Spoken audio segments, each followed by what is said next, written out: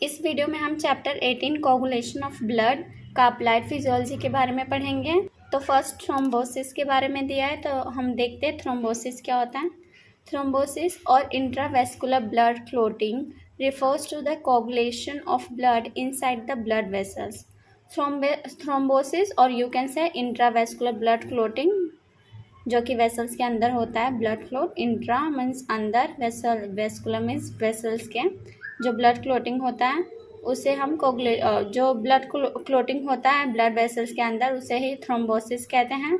Normally blood does not clot in the blood vessel because of some factors. Normally क्या होता है, जो blood है वो ब्लड वेसल्स के अंदर क्लोट नहीं होते हैं बिकॉज ऑफ सम फैक्टर्स हमने पढ़ा था पिछले वीडियो में। ब्लड क्लोटिंग के फैक्टर्स के बारे में हमने पिछले वीडियो में पढ़ा था। But some abnormal condition cause thrombosis, लेकिन कुछ एबनॉर्मल कंडीशंस में के वजह से थ्रोम्बोसिस होता है। थ्रोम्बोसिस क्या है? Intravascular blood clotting, intra means vessels, vascular means vessel और इंट्रा मीन्स अंदर, वेसल्स के अंदर जो ब्लड क्लोटिंग होता है उसे इंट्रावेस्कुलर ब्लड क्लोटिंग और थ्रोम्बोसिस कहते हैं। कॉजेस क्या हैं थ्रोम्बोसिस के? Injury to blood vessels, roughened endothelial lining and sluggishness of blood flow, agglutination of RBCs, toxic thrombosis and congenital absence of protein C। ये 6 कॉजेज दिए गए हैं थ्रोम्बोसिस के जिसके वजह से थ्रोम्बोसिस होता है। कौन कौन से? congenital absence of protein C, toxic thrombosis, agglutination of RBC, injury to blood vessels, roughened endothelial lining and sluggishness of blood flow। यहाँ पर कॉम्प्लिकेशंस दिए गए हैं थ्रोम्बोसिस के। तो फर्स्ट है thrombus. During thrombosis lumen of blood vessels is occluded. Thrombosis के समय जो ल्यूमेन होता है ब्लड वेसल्स का, जो होलो अंदर का जो पार्ट होता है ल्यूमेन, वो ब्लॉक हो जाता है। ऑक्लूडेड मीन्स ब्लॉक हो जाता है। The solid mass of platelets, red cells और clot which obstruct the blood vessels is called thrombus. और जो सॉलिड मास होता है प्लेटलेट्स का, रेड सेल्स का और जो क्लोट है उनका, जो ब्लड वेसल में ऑब्स्ट्रक्शन कॉज करते हैं उन्हें हम थ्रोम्बस कहते हैं।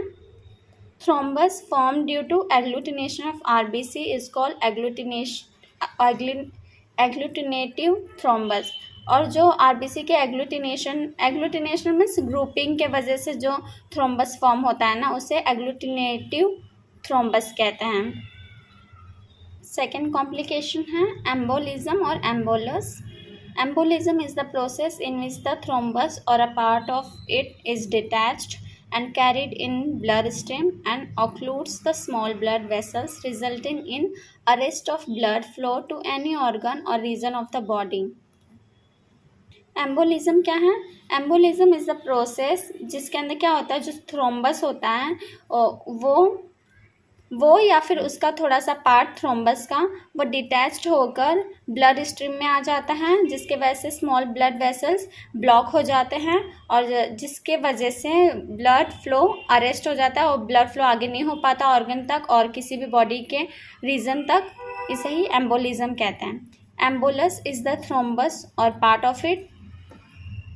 एम्बोलस क्या है? या ये थ्रोम्बस है या फिर उसका पार्ट होता है उसका, विच अरेस्ट द ब्लड फ्लो, जो कि ब्लड फ्लो को रोक देता है, अरेस्ट कर देता है।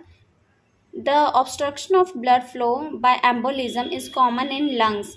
और जो एम्बोलिज्म की वजह से जो ब्लड फ्लो में ऑब्स्ट्रक्शन आता है वो कॉमन होता है लंग्स में। पल्मोनरी एम्बोलिज्म लंग्स में है इसलिए पल्मोनरी एम्बोलिज्म।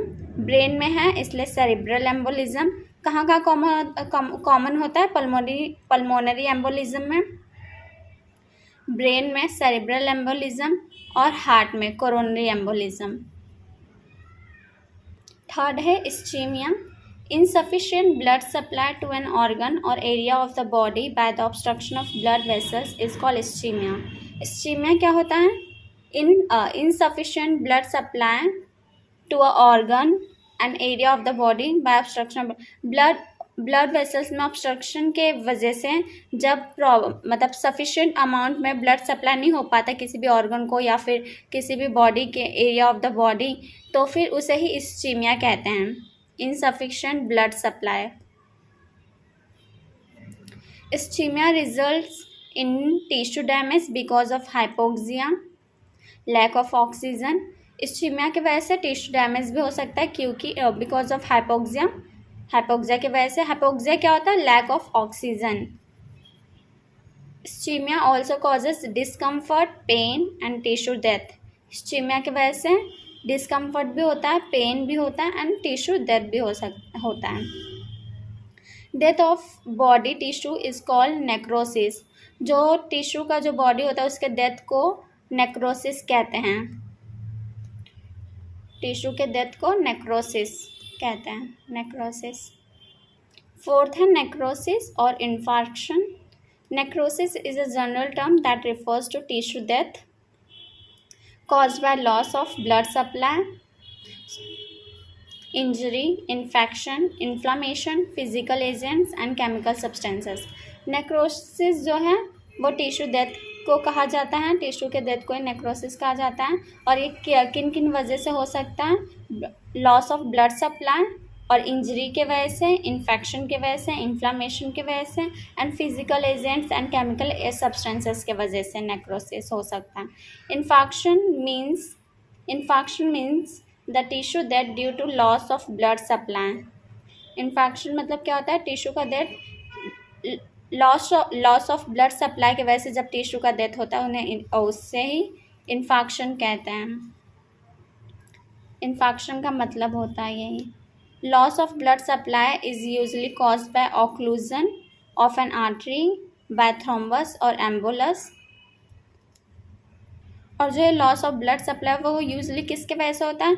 जब आर्टरीज में एम्बोलिज्म हो जाता है या फिर ऑक्लूजन आ जाता है, ब्लॉकेज हो जाता है या फिर थ्रोम्बस के द्वारा, या तो इन सब रीजंस के वजह से ब्लड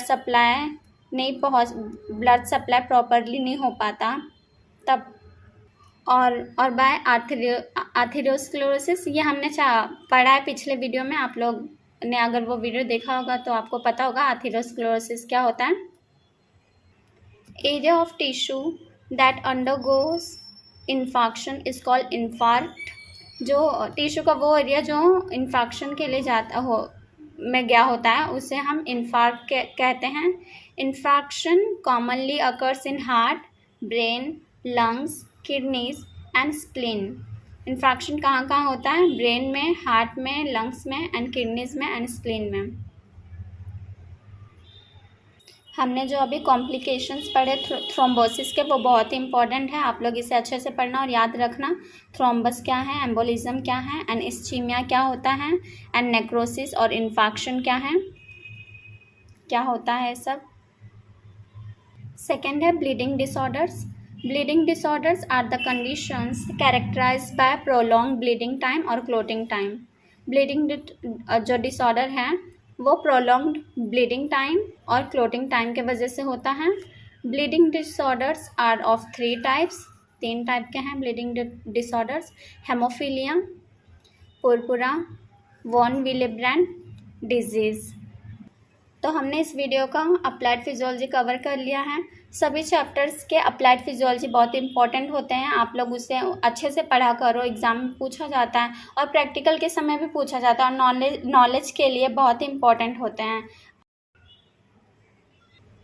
तो मिलते हैं नेक्स्ट वीडियो में, तब तक के लिए बाय बाय।